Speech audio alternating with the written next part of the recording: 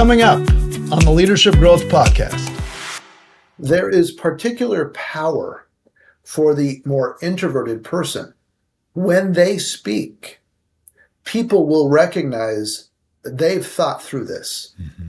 And there can come just more of an immediate power or resonance with what they're going to say, because people recognize, okay, this has gone around the block or so, around the mill, whatever expression, to be able to kind of look at it from a variety of different perspectives. Mm-hmm. And then they say, well, what about this? Yeah. And let's challenge this idea. So there can be a little bit more power at times, and this ability to listen. Because an introvert might be more thoughtful or take more time. And I don't want to say an extrovert is not thoughtful. No, what we're saying is just the amount of processing that occurs before they speak, that a person could think through this. They also give way to a little bit more listening. Mm-hmm. And so they might be able to ask a thoughtful question, a well-crafted question, and sit back and shut up a little bit more easily. And that invites people to participate. It invites them to then share thoughts and ideas and alternatives as well.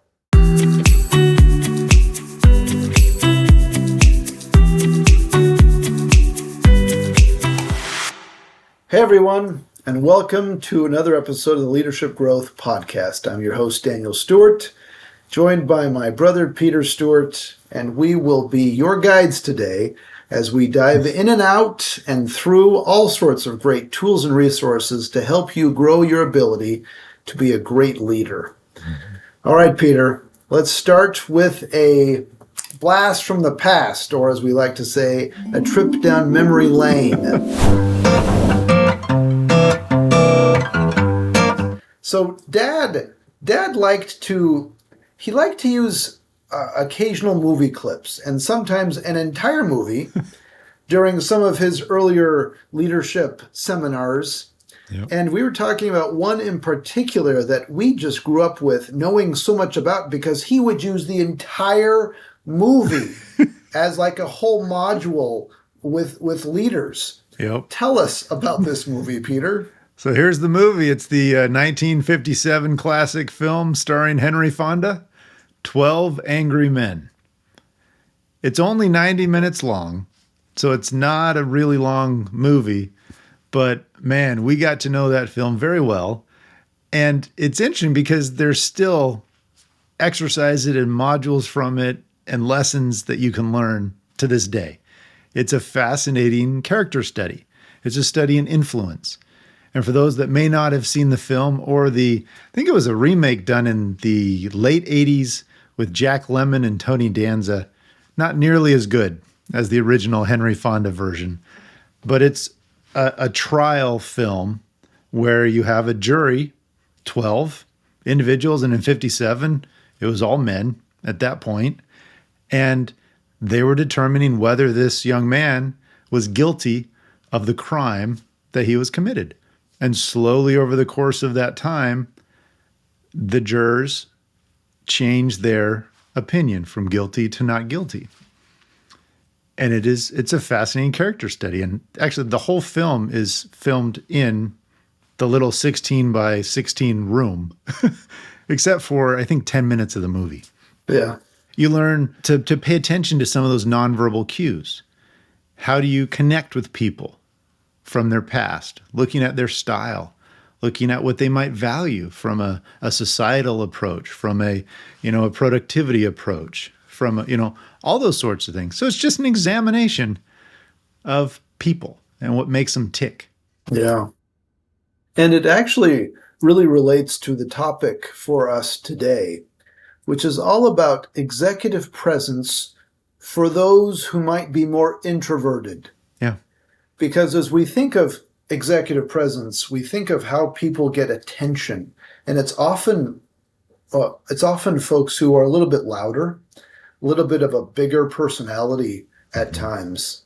And so we can sometimes mistakenly view those characteristics as what we all need to have. However, folks who are more introverted can have just as much impact to be able to convey that sense of credibility and to be seen as influential, to be seen as a leader. And so we can be talking through that. And in some ways, the Henry Fonda character, the main character in 12 Angry Men, really epitomizes this more introverted, more thoughtful, as opposed to some of the other more gregarious, more extroverted, more outgoing types of characters in that film. And in fact, they were often characterized as more emotional, and that Henry Fonda was not as emotional. And yet in the end, it was the unemotional, very straightforward steadiness and thoughtfulness, more introverted types of traits oftentimes, that won the day. And so we can dive into this as well. It's true, and it's not that the character, for it, just to jump back to the 12 Angry Men movie, it's not that Henry Fonda's character didn't have emotions.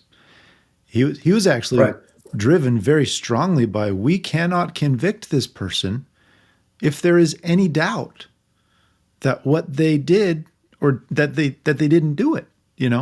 Like, how can we live with ourselves if we don't do it? And so it was a very systematic approach to look at that, and just asking questions and exploring and being willing to question the biases, to question assumptions that they have, without getting up on a soapbox, and being that, as you say, that gregarious, highly charismatic type leader who's just going to rally the troops and get everybody going.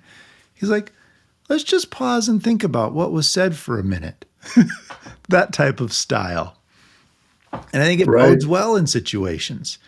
So there is a place for all types of leaders, of personality styles and traits. And so we can dive a little more to what makes, those that are more introverted, how can they leverage some of the skills and natural abilities that they have to promote, to exhibit, to exude strong executive presence.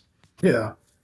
As we think of executive presence, and we've talked about executive presence for a few different shows off and on, so listeners, we encourage you to listen to some of the other episodes as we've really defined what executive presence is all about, especially a much more contemporary viewpoint. Yeah.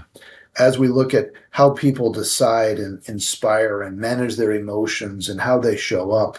And it gets away from simply these maybe more physical characteristics or traits, or more traditional viewpoints. And one of these traditional viewpoints is this assumption that a leader needs to be loud. They need to be outgoing. They need to somehow command attention with their own energy. And they need to gather up energy as they're with people as well. All of those are very extroverted characteristics. And so, Peter, give us a quick kind of thumbnail sketch. When we say extroversion versus introversion, how do we want to conceptualize that as we then talk about executive presence and introversion today? Yeah, I think one of the easiest ways to look at extroversion versus introversion, it's where do you derive your energy from? Individuals who are extroverted derive energy from being around other people, from interacting with them. That's what charges their battery. It's what fills their cup. It's what gets them going. People that are more introverted, their battery is charged during time when they are away from others. It's the time when they are alone, when it's more quiet. They're more isolated, where they can breathe, relax. And so I think that's a fundamental difference between those. And so if you're wondering, as a listener, what are you? If you're going to a party, does the thought of going to that party or get together, whether it be an office party or what holiday party, whatever it is, are you looking forward to that as, oh, great, I'm going to come away feeling wonderful? Or are you thinking, oh, okay, I can kind of put on my face and get through it. And then at home, I'm going to sit down in solitude and breathe. A little bit of an extreme example, but I think you can find your place on either of those. Yeah. And And yet, for somebody who's more introverted, they can absolutely go and be a genuine interactive person. It might just be a little more draining for them after, but they can absolutely interact, enjoy the interactions, enjoy people. So we want to be clear. Sometimes there's all sorts of misperceptions that somebody who's more introverted hates people or wants to avoid people at all times. No, it's just a matter of there also needs to be that balance of they regain energy oftentimes in smaller groups, one-on-one, and often just on their own, versus an extroverted person may often become more energized with more activity and more people. And you bring up a really good point, because introverts, sometimes they can be referred to as functional introverts. they can put on that show and almost appear like they're an extrovert for a period of time. But that is taking extra energy. It is draining for them. And so they then need time to recharge in a different venue, as opposed to those that are true extroverts where they could keep going all night. I mean, it's no stop. And in fact, on the way out of the party, they're trying to go, connect with other people who want to continue to hang out. Yeah. Yeah. I love it. So as a quick side note, some of our listeners know, so I have 4 kids and Peter has 4 kids as well. So my 4 kids, my number 2 and number 3, very opposites in terms of the extroversion versus introversion. My number 2, she is about as outgoing and extroverted, loves to be with people, can be with people all day, all night, just feeds on it. And my number 3 kid, she enjoys people, and then she will have a day or 2 days or several evenings. She is in her room. Don't talk to me. I am so done. And she's just in her bed, rejuvenating. Again, different examples. And so, Peter, as we think about some of these, and I'm sure our listeners are connecting with what makes sense for them and their history and where they are now, what are some of the superpowers that more introverted folks can have so that they can leverage those so that they could be seen as a strong, credible leader, not pretending to be this extroverted person, but genuinely calling upon what is best for them? Give us an example of the kind of thing that an introverted leader can do to have strong executive presence. I think it's a combination of 2 skills that, when leveraged together, can be really impactful. The first is individuals who are introverted tend to be really good observers and are better listeners. So they'll be sitting in a meeting, they'll be watching how people are interacting, they'll be really listening to what is being said. And so because of that, when they contribute, they've put a lot of thought into what their words that are coming out of their mouth. So their words then carry a lot more currency, as opposed to individuals who talk while they think and individuals who may talk after they think or before they think, in which there's a lot coming out. But individuals typically who are more introverted, there is that thoughtfulness as they're pensive. They're thinking through how can I make an impact? And it's not just because I want to hear my voice. It's because there is a really important point that needs to come across.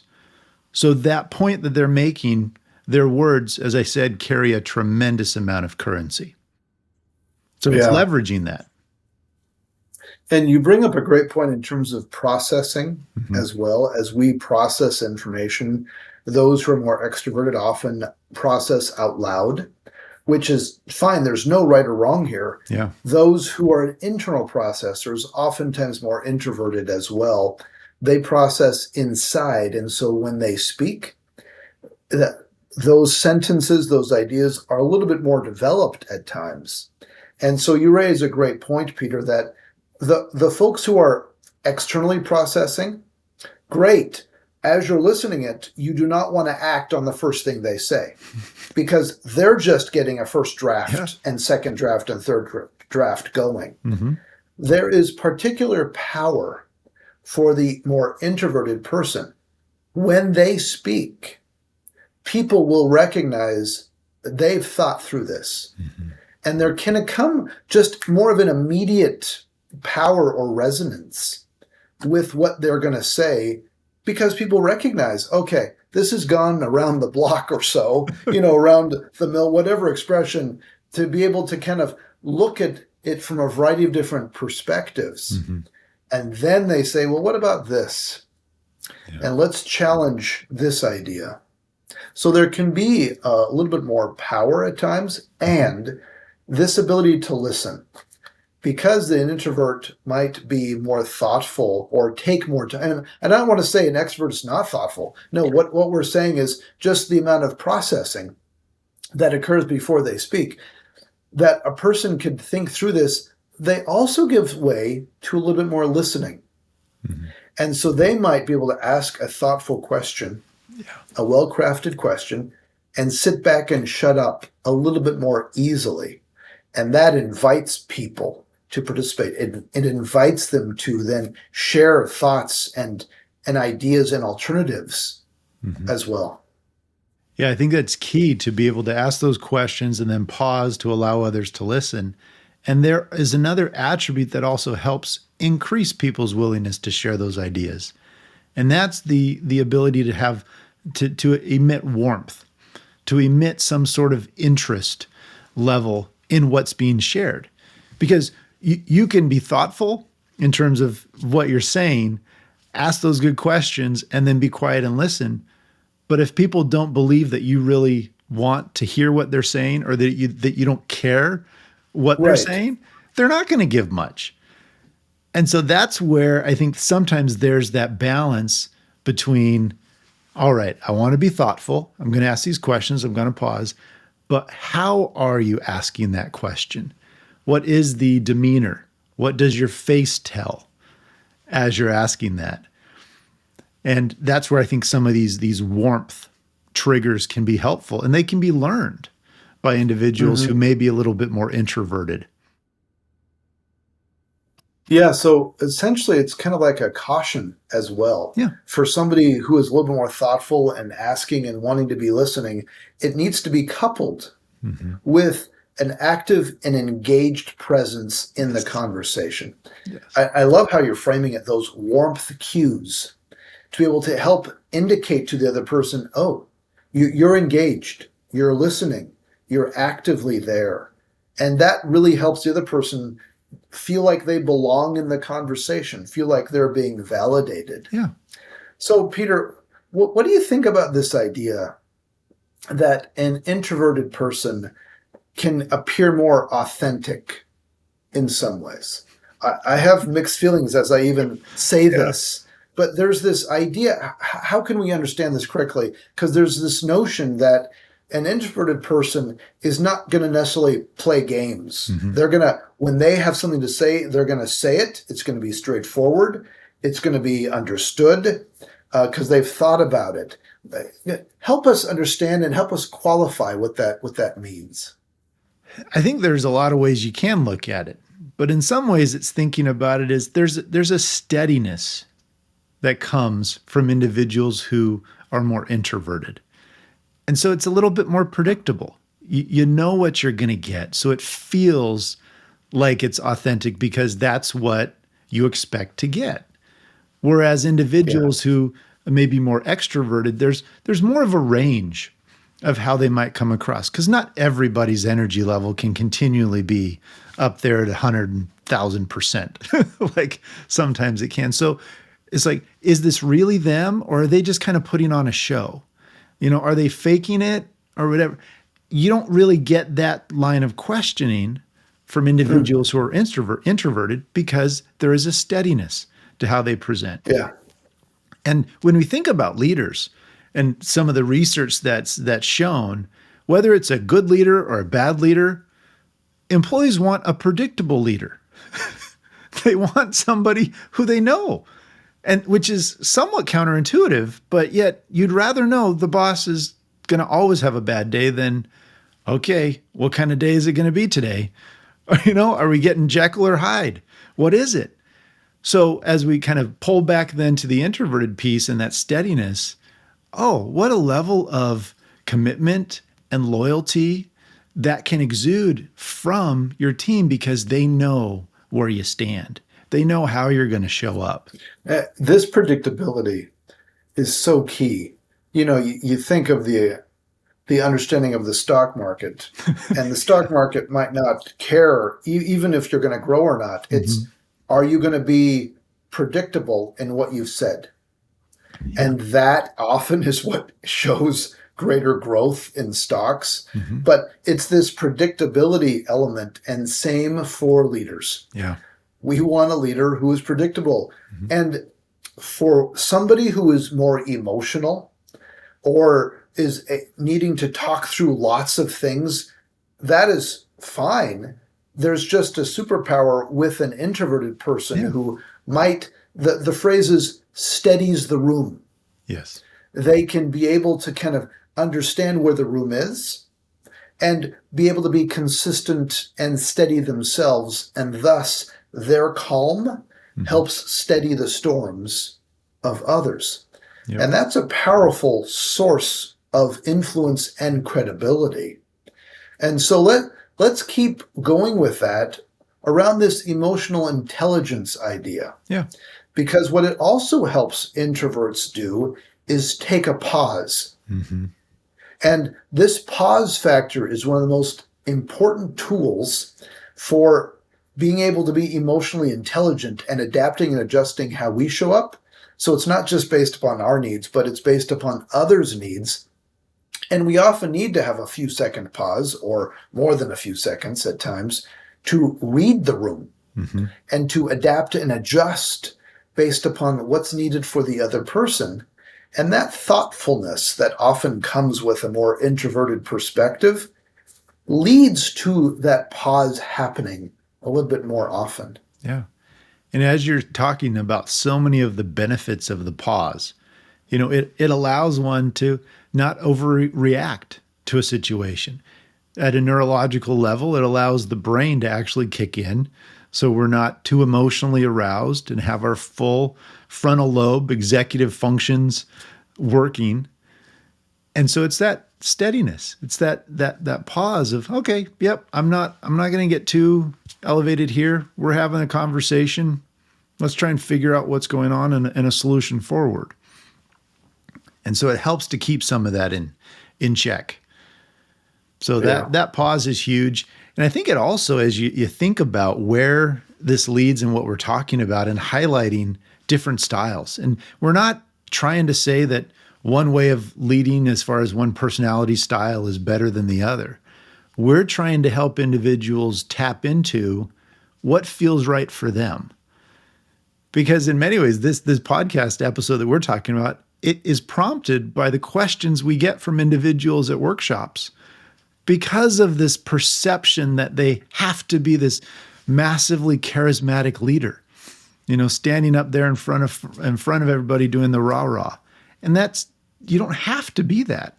If you happen to be that naturally, great. Let's play to those strengths. There's going to be some weaknesses to pay attention to, just like there are weaknesses for introverted leaders as well. Everybody's got them. It's how do we accentuate some of those strengths? So we're calling out some of those of how well you listen, how well you're able to pause, be okay with silence, understand your own emotional reaction and how that then plays on others, and other areas like that. Also important. Yeah, that's well summed up. And you think of a more introverted person who might be more thoughtful. They might take more time to think through things. They might be a little more observant, and thus being willing to adapt and manage their emotions and sensing the emotions of others. They also might be able to think things through a little bit more fully from a variety of different angles. And that is a power that as a president, as a senior leader, as a leader of a department, is so powerful because it helps you think through the short and the long-term perspective, and really from a strategic angle. And there's a lot of conceptual thinking that can be done as well. So this thoughtfulness is both from the angle of thoughtfulness around implications and emotions, but also strategic long-term implications, which is absolutely critical to be able to then set a clear vision and anticipate the risks and talk through the implications of that as well. There's a depth of thought that you're tapping into and you're referring to that comes there that really it's a tremendous attribute and skill. So it's helping to make sure that the way in which you're carrying yourself, the way in which you're communicating, the way in which you're sharing is enhancing that depth of thought and helping people see where it is. And again, it's all underlying that the competence, the confidence, the credibility that you bring as a leader. And so as we dive into, let's kind of extend this a little bit more. And this is where we'll pull on some of the work by Vanessa Van Edwards on her recent book, Cues, where she kind of dissects charisma into two parts: warmth and competence. When you have those together, you get charisma. Now, we have just been describing the competence part of an introverted leader, that competence that they're very thoughtful. They know how to sift through and sort through the noise. Why? Because they're not caught up in it. They're able to filter through things much easier. They're able to read and understand other people's reactions, identify those pathways. Yeah. Now, if they want to be viewed as somebody who has some charisma to be followed, it's just tapping into a few of those little warmth tendencies. And what do we mean by that? It's just helping you be more approachable. It's paying attention to the body language you use. A smile on your face can go a long way to inviting people. Mirroring is another skill where, as you're talking to someone, mirror little things that they might do. If they start to nod their head, do you nod your head just ever so slightly? You know, if they start moving their hands while they speak, do you start to move your hands a little bit? It helps them know, oh, they're in sync with me. Not just in the words I'm saying, but we're like having a connection here. What's also interesting is that can sometimes be evidence that others are following you. Yes. So as you are guiding and directing, and you see others adjust the way that you're adjusting with your hands, perhaps, or using similar gestures, that can also showcase you are getting through to them. Mm-hmm. They're paying attention to you. Yeah. And there's this quiet confidence. And this term quiet confidence often comes with an introverted leader. This quiet confidence, and it really is able to be most effectively used when it's combined with what you've said, Peter, this warmth as well. Yeah. Because usually there's that level of competence that comes. You add a sense of warmth, and whether that's the handshake and the straight eyes, whether that's the engaging head and to very important things that the other person is saying so they feel completely heard. Yeah. Maybe it's the invitation into their office and a comfortable place, and you allow them to sit, and then you sit and you're present. You're not looking at any other electronics. You're not being distracted, totally focused. All of those send powerful messages that the other person is the most important person right then and there. Yeah. And that's honoring, that's validating, and that just can increase this quiet confidence. There's a lady I worked with, a senior executive at a large retailer many years ago. She was a very petite lady. She had this quiet confidence. She never raised her voice, like ever. but she controlled about half of the entire company because of her quiet confidence. And when she spoke, people listened. She didn't speak all the time, but when she spoke, and there was that warmth and engagement, and she also knew how to use that to be able to help build and strengthen and influence others.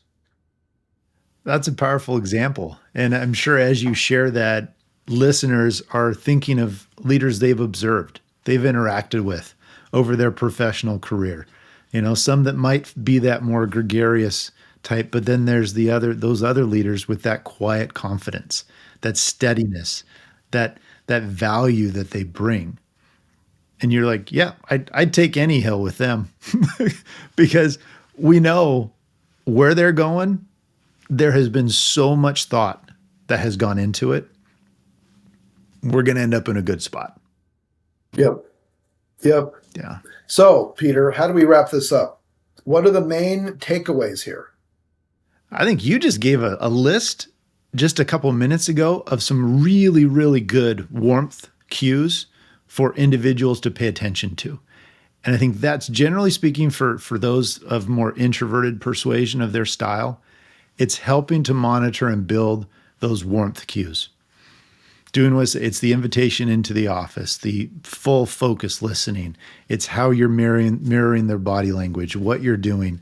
So they feel that you care not just about what they're saying, but you care about them as a human. Yeah. And when that happens, the synergies are powerful. A lightning round for you, Peter. What's the one thing that a more introverted leader should take away to be able to help them be as successful as possible? I hope an introverted leader is listening to this and thinking, wow, I have a lot of superpowers that I might not even realizing. It's less about changing who you are, and it's more about highlighting what you're bringing. Active listening, a thoughtful perspective, authentic, steady behaviors. Those are just a few that we've identified. Bring that, let it shine. And then the other counsel I'd suggest is for those in a leadership position that might notice those more introverted leaders, how do you give them acknowledgement? How do you give them reinforcement, that allowance to come out, to share, to think, as far as what they're bringing, so that they can be their own? I mean, I'm remembering somebody I was coaching several years ago, very quiet, mild-mannered individual who all he needed was some confidence and praise and acknowledgement that he was doing a great job. He'd been with this company for like 6-7 years, had a fairly high position, but had never received positive, reinforcing feedback until we started coaching and he participated in an assessment. It changed his whole outlook. And the whole organization kept coming saying, what have you done to this person? A very successful introverted leader, after he was given a space at the table, and there was that reinforcement that, hey, you're bringing value. We want you to keep doing what you're doing. Yeah. Powerful. Yes. Make sure we do not think that an introverted leader is going to be less successful. No. Introverted, extroverted, it's a matter of playing to the strengths, being aware of some of the challenges, and being able to really participate in that strength process as you challenge yourself and become a stronger leader. Yeah. Listeners, thank you all for joining Peter and myself as we dived into executive presence for the more introverted type of leader. Please take and use these things to help you on your leadership journey. And as always, please like and subscribe. Please email us ideas for future episodes. We always appreciate the feedback we get at podcast@stewartleadership.com. We look forward to having you join us at a future episode. Take care, everyone. Bye. If you like this episode, please share it with a friend or colleague. Or better yet, leave a review to help other listeners find our show. And remember to subscribe so you never miss an episode. For more great content, or to learn more about how Stewart Leadership can help you grow your ability to lead effectively, please visit strewleadership.com.